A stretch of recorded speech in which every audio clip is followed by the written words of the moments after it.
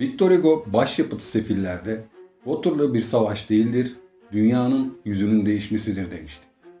Waterloo Savaşı, Büyük İskender, Sezar, Hannibal gibi efsanelerden bile daha çok savaş görmüş ve kazanmış, Papa'nın elinden tacı alıp kendine giydirmiş, Fransa Cumhurbaşkanı, İtalya Kralı ve general unvanlarıyla imparatorluk tacına girmiş bir kişi olan Napolyon'un son savaşıdır. Dünyanın kaderini belirleyen, tarihe yön veren bir savaştır. 18 Haziran 1815 yılında Fransa ile İngiltere-Prusya ittifakı arasında gerçekleşmiş olan Waterloo Savaşı, 1. Dünya Savaşı öncesinde yaşanmış son kesin sonuçlu ve büyük savaştır.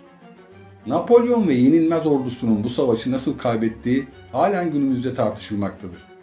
Fakat tarih şundan emin ki eğer Napolyon Waterloo Savaşı'nı kazansaydı bambaşka bir dünya tarihi yaşanmış olacaktı. Napolyon ve efsane ordusu etrafa korku salıyor ve savaş kaybetmiyordu. Önüne çıkan orduyu devirip istediği yeri fetheden ordu tarih yazıyordu. Fakat Napolyon kış mevsiminde Rusya'ya girmeye çalışmış ve malum sonuçla karşılaşmıştı. Rusya seferinde hezimete uğrayan Napolyon ordusunun büyük bir kısmını kaybetmişti.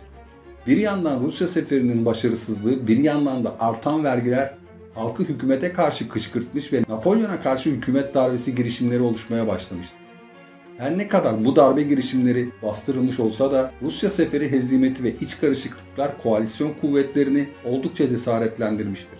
Ekim 1813'te Leipzig Muharebesi yaşanmış ve Napolyon burada koalisyon güçleri tarafından yenilgiye uğratılmıştır. Leipzig Muharebesi iktidarın sonunu iyice getirmeye başlamıştır. 1814 yılında düşman Paris kapılarına dayanmış ve Napolyon Elba Adası'na sürgüne gönderilmiştir. Elba Adası'ndan kaçıp ülkeye dönen Napolyon, halkın desteğiyle birlikte tekrar güç kazanmış ve ikinci kez tahta çıkmıştır. Bu dönemde savaş Napolyon'un istemediği bir şeydi. Mali durum elverişli değil, ordu da hazır değildi. Prusya'ya ve İngiltere'ye barış teklif etmiştir fakat bu ülkeler teklifi kabul etmemişlerdir. Napolyon'un barış sırasında güçlenip tekrar işgallere başlayacağından çekinmişler ve güçsüz Napolyon'u bitirmek istemişlerdir. Bu düşüncenin ardından İngiltere, Prusya ve İsveç hemen birleşmişlerdir. Orduların başına Wellington Dükü Arthur Wellesley, Prusyalı General von Blücher ve İsveç'ten Napolyon'un kişisel düşmanı Bernard atanmıştı.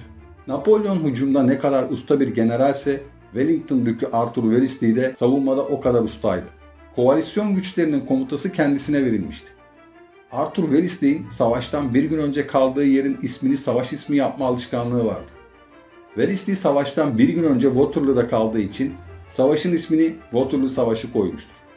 Aslında savaş Waterloo'ya 2 kilometre uzaklıkta bir kasabada gerçekleşmiştir. Savaşta ilk İngilizler vardı. Napolyon Prusya orduları gelmeden İngilizleri yenilgiye uğratmak için saldırıyordu fakat saldırı bir türlü başarılı olamıyordu. İngilizler çok iyi savunuyorlardı. Prusya ordusunun da gelmesiyle birlikte hücum emri veren İngilizler Fransız ordusunu oldukça korkutmuş ve geri çekilmelerini sağlamıştı. Napolyon kaçarken top hücumu denedi fakat bu da başarılı olamadı. Fransız ordusu çoğunlukla kendi askerlerini vurdu. Askerler kaçarken Napolyon'a "Nereye gideceğiz?" diye sorduklarında Napolyon "Paris'e, gerisini Tanrı bilir." diye cevap verdi. Müttefikler savaşı kazanmıştı.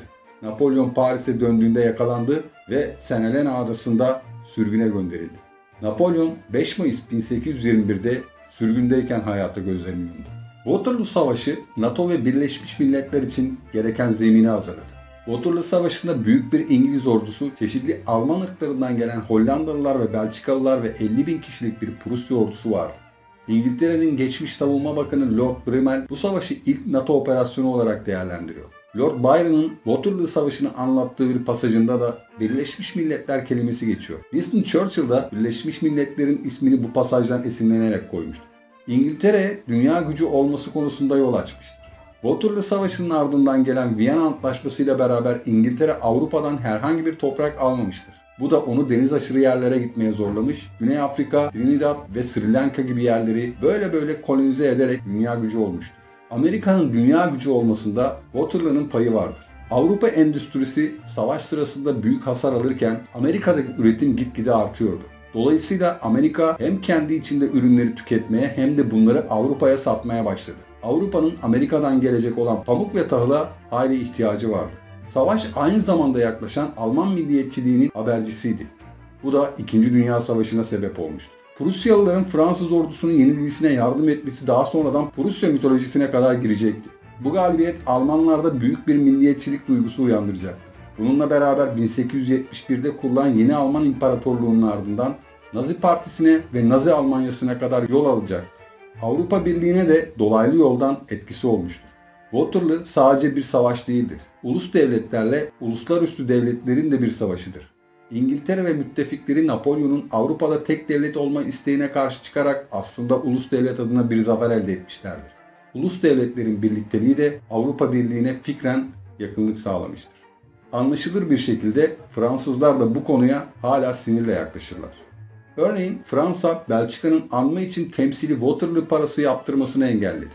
Ayrıca savaşın yeniden canlandırılmasına ve törenlere de son derece düşük bir ilgi gösterdiler.